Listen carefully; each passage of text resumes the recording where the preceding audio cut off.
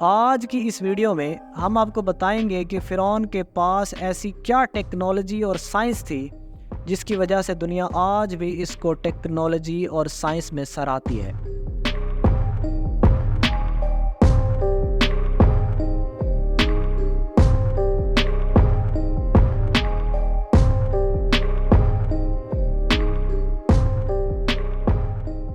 یہ 8000 سال قبل 700 کلومیٹر دور 1 کروڑ پتھر مصر لائے، اور ایک پتھر تقریباً 25 سے 30 ٹن وزنی تھا۔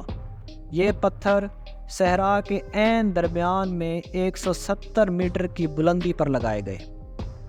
قدیم مصری آرکیٹیکٹ نے 8000 سال پہلے ایسا ڈیزائن بنایا جو ہر طرف سے بند بھی تھا اور اس کے اندر سورج کی روشنی بھی آتی تھی، اور اندر کا درجہ حرارت بھی باہر کے درجہ حرارت سے کم تھا۔ ان لوگوں نے 8000 سال قبل لاشوں کو محفوظ کرنے کا طریقہ بھی ایجاد کر لیا تھا۔ یہ خوراک کو ہزاروں سال تک محفوظ رکھنے کا طریقہ بھی جان گئے تھے۔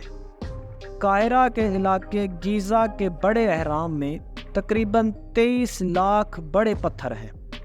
ابو الہول دنیا کا سب سے بڑا 1 پیس پتھر ہے، اور یہ لوگ جانتے تھے کہ شاہد دنیا کی واحد خوراک ہے جو ہزاروں سال بھی رکھی رہے تو خراب نہیں ہوتی۔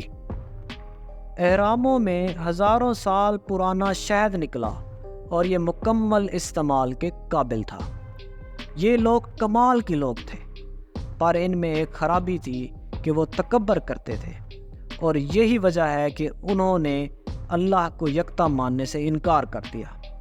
یاد رکھیے، اللہ تعالیٰ کو تکبر بالکل پسند نہیں، چنانچہ یہ پکڑ میں آ گئے اور عبرت کا یوں نشان ہوئے کہ آج تک نشان عبرت ہے۔